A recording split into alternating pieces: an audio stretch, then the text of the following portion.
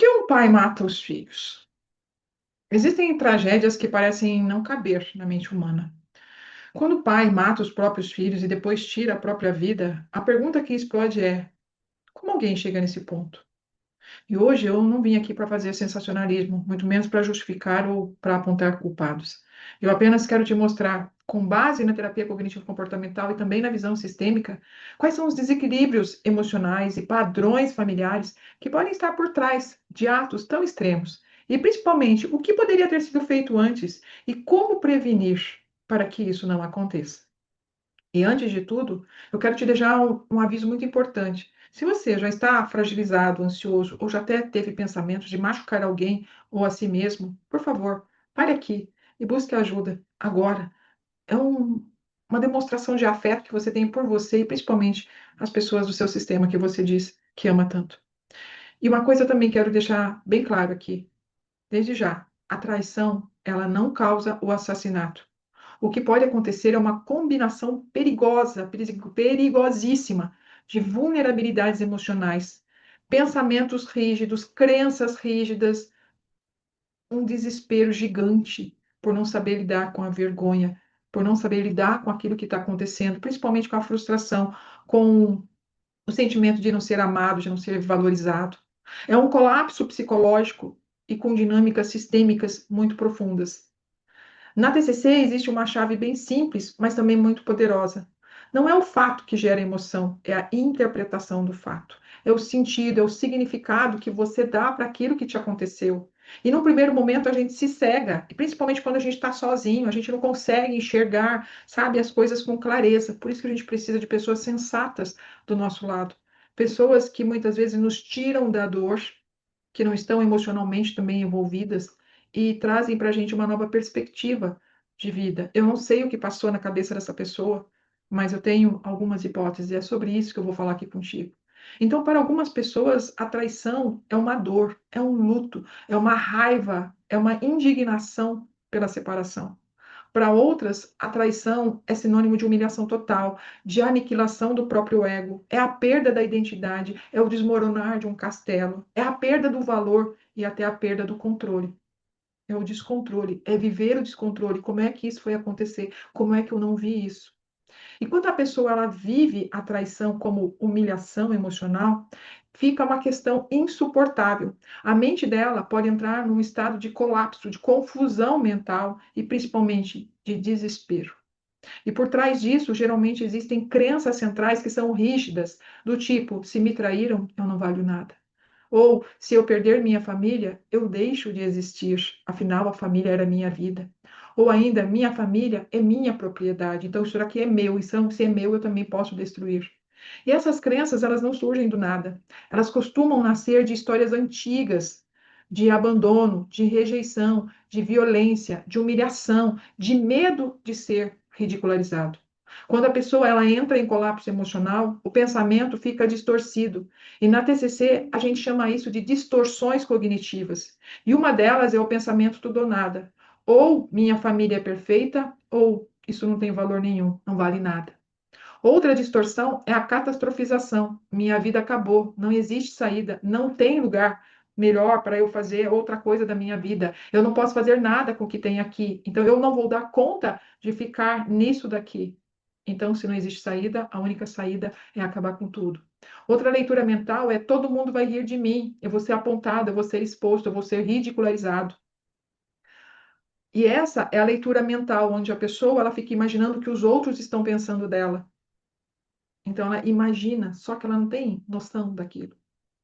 Então, para não acontecer isso, o autoextermínio e o extermínio de quem estava por perto.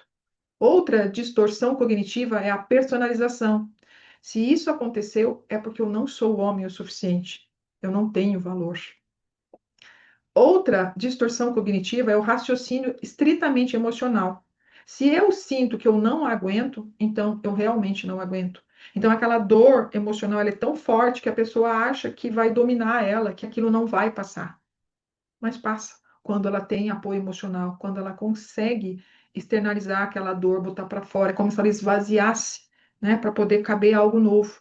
E esse novo vem a partir do outro que ajuda o outro a sair dessa condição. Só que dentro de tudo isso existe um ponto ainda mais grave. É que muitas vezes em alguns colapsos a pessoa ela começa a perder a empatia e desumanizar o outro. E aqui entra um alerta muito duro. Quando a mente entra nesse modo, ela pode parar de enxergar os filhos como pessoas e começar a enxergar como símbolos.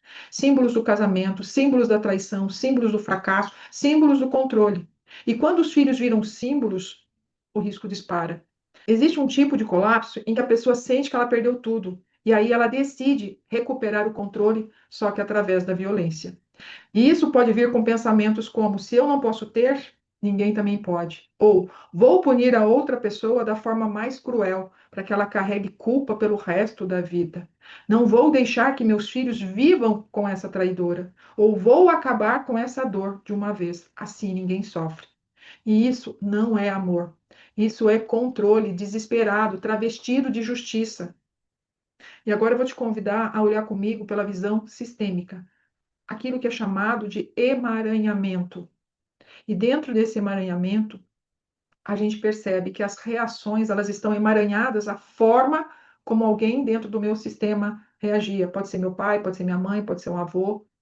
Era uma violência, às vezes, de outra forma, mas existia violência dentro desse sistema. Então, as questões emocionais podiam ou eram resolvidas com agressividade, com violência. E quando o adulto não reage como adulto e ele reage como uma criança ferida do passado, a traição pode ativar memórias emocionais antigas de abandono, humilhação, impotência e rejeição. E nesse estado, a pessoa ela não reage ao presente, ela está reagindo ao trauma que ela já viveu. E quando isso acontece, a pessoa pode entrar numa lógica interna perigosa. Eu preciso fazer algo para acabar com essa dor. E na visão sistêmica também existem as lealdades invisíveis. E muitas vezes tragédias externas, elas aparecem em famílias onde existe um histórico de violência, de suicídio, de abandono, de alcoolismo, de traições repetidas, da vergonha como uma arma. A dor não elaborada, ela atravessa gerações. E existe um fenômeno muito perigoso, que é a triangulação. A triangulação é quando os filhos deixam de ser filhos e viram peças do conflito do casal. Quando aparece, você vai ficar do lado de quem? O filho é obrigado a fazer uma escolha. Ou sua mãe destruiu nossa família. Ou eu sou o único que te ama de verdade. Se ela te amasse, ela estaria aqui. Isso é um sinal de risco, porque ali os filhos já deixaram de ser protegidos. Eles já estão sendo usados como peças de um jogo. E na visão sistêmica, isso é uma ruptura grave do lugar. O pai tem um lugar, o lugar de protetor, do adulto, do responsável. E quando esse lugar colapsa, ele sai desse lugar e entra num lugar distorcido, o lugar do juiz, do dono, do vingador. E quando isso acontece, o sistema inteiro entra em risco. E agora pode vir a parte mais dura, mas também a mais necessária. Por que matar os filhos? Em alguns colapsos, os filhos são assassinados porque eles viram a extensão da mãe. Como eu vou olhar para essa criança se ela lembra a mãe dela? Se é aquela pessoa que me traiu? Então a pessoa não dá conta disso. E o agressor quer ferir a mãe no ponto mais profundo, na sua maternidade, no seu tesouro, o tesouro que ela mesma deu à vida, que ela permitiu que viesse ao mundo. Em outros, os filhos eles viram prova viva do fracasso. Em outros, eles viram um objeto de posse. Em outros, eles viram alvo da ideia: eu não vou deixar ninguém criar. Eu não vou deixar que outro crie os meus filhos. E em outros, eles viram parte de uma fantasia distorcida de salvação. Melhor morrer do que viver isso. Isso só é psicologicamente possível quando a pessoa está tomada por um desespero infinito, por uma raiva extrema, por uma vergonha intensa, por uma ideação suicida, por um pensamento rígido e uma perda da empatia. Mas aqui existe uma verdade que precisa ser dita. Isso é um colapso emocional, mas também é uma escolha violenta. Nada obriga ninguém a atravessar essa linha da violência. E quando acontece o suicídio depois, muitas vezes existe uma mistura de não existe vida depois disso. Eu não vou enfrentar as consequências, eu vou controlar o fim, eu vou evitar a vergonha. E isso, cognitivamente, a gente chama de visão de túnel. A pessoa perde completamente a capacidade de enxergar outras alternativas. Agora, as consequências sistêmicas, elas são devastadoras. Do lado da família do agressor, geralmente aparece um choque, uma negação, uma vergonha profunda, uma culpa sistêmica pelas rupturas internas. Muitas famílias entram num pacto silencioso, negando que isso um dia tenha acontecido. E esse pacto destrói mais gente do que parece. Do lado da família da mãe, aparece o luto traumático, a raiva, a culpa, mesmo sem responsabilidade, um medo crônico, uma perda de confiança no mundo. E é comum a mãe ainda ser punida socialmente, como se ela fosse a causa. E isso é uma violência secundária. Para a comunidade, fica o trauma coletivo. Se isso aconteceu ali, também pode acontecer aqui. Agora, a parte mais importante: o que deveria ter sido feito antes? Existem sinais que nunca devem ser ignorados, especialmente após a separação ou ainda uma traição. Frases como: minha vida acabou, eu vou fazer uma besteira, eu vou acabar com tudo, se ela não for minha, não será de ninguém. Os sinais como perseguição, controle, isolamento, abuso de álcool, acesso às armas, explosões de raiva, histórico de agressão. Se isso aparece, não é drama, é risco. Num cenário de risco, a TCC trabalha com 3 frentes. Primeiro, reduzir a ativação fisiológica. A pessoa tem que ter um sono, uma respiração estável, uma estabilização, em alguns casos, até o uso de medicação. Segundo, desmontar as crenças rígidas, como fui traído, igual a não tenho valor. No terceiro plano, o plano de segurança, que o plano de segurança inclui remover armas, ter supervisão constante de profissionais, né, multidisciplinares, ter uma rede de apoio, pessoas com saúde emocional, pessoas equilibradas, para serem ali um apoio nesse momento, evitar o contato direto, né, com essa pessoa que provocou essa crise e principalmente ter um psiquiatra que possa atender num caso de emergência, se necessário.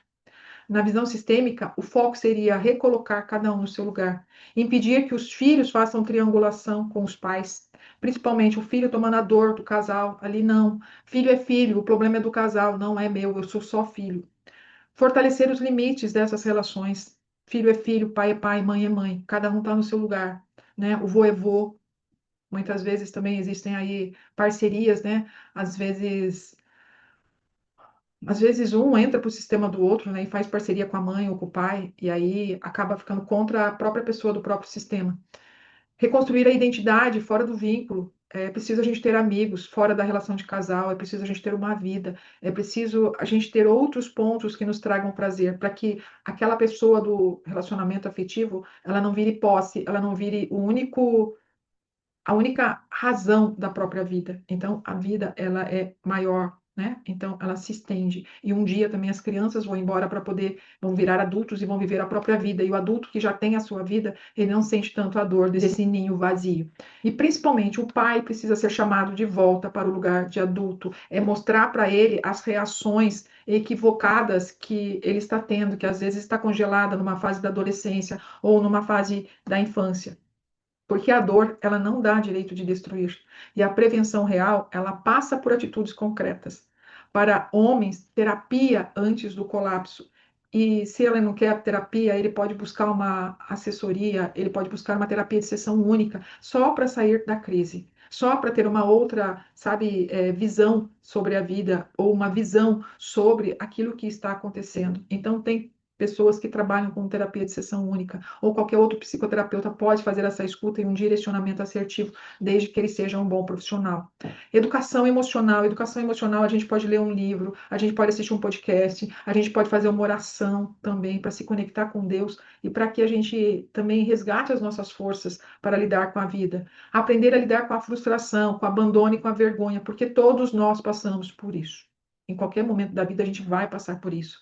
É preciso construir uma identidade para além do relacionamento e pedir ajuda logo no primeiro sinal de descontrole. É aqui que muita gente erra, porque as pessoas esperam entrar o caos, o colapso, para depois ver, buscar ajuda.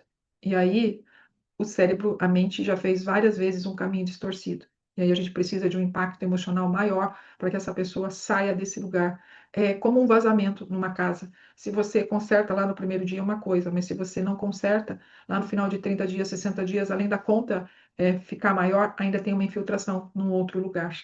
Então, para mulheres em separação de alto conflito, é interessante que elas não minimizem as ameaças, que elas criem uma rede de apoio, que elas evitem encontros a sós se houver histórico de agressão, que elas priorizem também a segurança dos seus filhos.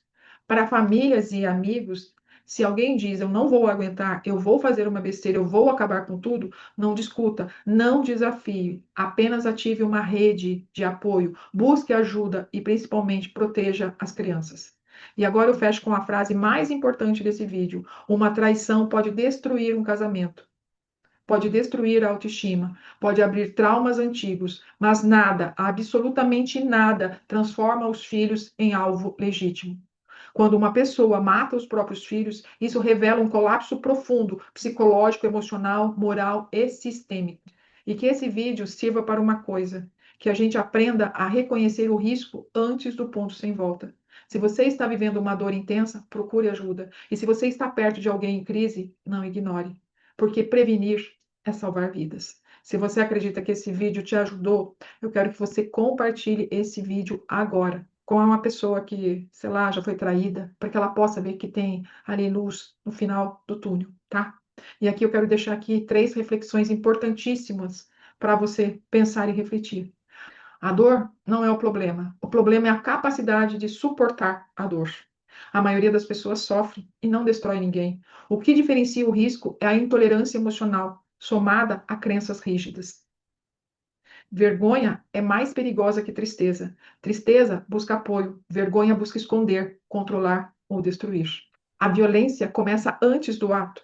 Antes do crime, existe um roteiro, um controle, uma ameaça, um isolamento, a posse, a raiva e a desumanização. E se você quer que eu faça outros vídeos como esse, comenta aqui qual tema te chama mais atenção e ou qual aprendizagem que você gostaria de obter a partir deste vídeo que eu vou gravar para você. Até mais.